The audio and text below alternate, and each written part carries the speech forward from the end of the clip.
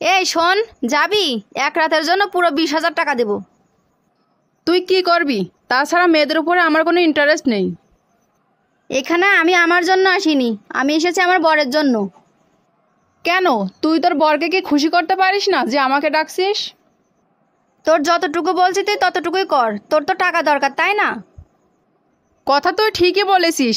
আচ্ছা, কি কাজ বল। আমার সঙ্গে চল, তারপর আমি বলছি। আরে বাহ, তোর ঘরটা তো অনেক সুন্দর, কিন্তু আমাকে এখানে আনলি কেন? তোমাকে বেশি কিছু করতে হবে না, শুধু আমার বর আসলে বলবে তোমাকে পল্টু পাঠিয়েছে। আচ্ছা ঠিক আছে, সমস্যা নেই। তুই আমাকে টাকা দিয়েছিস, তোর কাজ হয়ে যাবে। শোনো, তুমি যা কিছু করে তুমি তোমার যা লোকে ফাঁসিয়ে নাও, আর ও যদি খারাপ কিছু করে তোমার কোনো ভয় নেই, আমি পাশের রুমেই আছি। আরে যা, তুই কোনো চিন্তা করিস না। দেখ আমি আমার রূপের আগুনে ওকে কি করি। এই কে তুমি? আর তুমি আমার রুমে কি করছো? আমাকে পল্টু পাঠিয়েছে আজকে রাতের জন্য। আমি তোমার গার্লফ্রেন্ড, আমি তোমার বউ, আমি তোমার প্রেমিকা। তুমি মনে হয় জানো না যে আমার বিয়ে হয়ে গেছে, আর এই সব কিছু পল্টু জানে। পল্টু তোমাকে কিভাবে পাঠালো?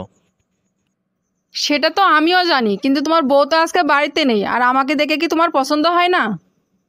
আরে না, তোমাকে আমার পছন্দ হয়েছে। আর পল্টু জানে যে আজকে আমার রেস্টের দরকার, এজন্য তোমাকে পাঠিয়েছে। তাহলে চলো শুরু করি। আরে দাঁড়াও, তুমি তো মাত্রই অফিস থেকে আসলা, যাও গোসল করে ফ্রেশ হয়ে নাও। আচ্ছা ঠিক আছে, আমি ফ্রেশ হয়ে আসছি, তাহলে তুমি রেডি হও। তোর বর তোর যোগ্য না। কি বললো ও? প্রথমে একটু নাটক করছিল, পরে রাজি হয়ে গেছে। আমার তো আগেই সন্দেহ হয়েছিল, কিন্তু আমি এখন পুরোপুরি কনফার্ম হয়ে গেলাম। আমি তোকে আগেই বলেছিলাম আমি সবাইকে পাগল করে ছাড়ি, আর তুই তোর স্বামীরা ছেড়ে দে, কারণ ও তোর যোগ্য না। তোমাকে আরও কাঁদতে হবে। তুমি তোমার স্বামীকে একটুও বিশ্বাস করো না, আর এইসব নাটক তুমি সাজিয়েছো, তাই তো? আমি জানতে চাই তুমি এই নাটক কেন সাজালে, আর ওকে কেন ডাকলে এখানে? আমি জানতে চেয়েছিলাম যে তুমি আমাকে ভালোবাসো কিনা, আর আজকে তো জেনেই গেলাম যে তুমি আমাকে ঠকাচ্ছো। শোনো, যদি প্ল্যানিং করতেই হয় তাহলে একটু মাথা খাটিয়ে করো, কারণ আমি তো বাসায় আসার সাথে সাথেই বুঝে গেছি। আর পল্টু আজকে অ্যাক্সিডেন্ট করেছে, ওকে হসপিটালে রেখেই আমি বাসায় আসছি। তুমি কি ভাবছো আমি তোমাকে ঠকাবো? কোনো দিনও না। কিন্তু আমি তো দেখলাম তুমি আমাকে একটুও বিশ্বাস করো না। আর একটা কথা কি জানো তো, যে সম্পর্কে বিশ্বাস থাকে না সে সম্পর্ক কোনোদিন টেকে না।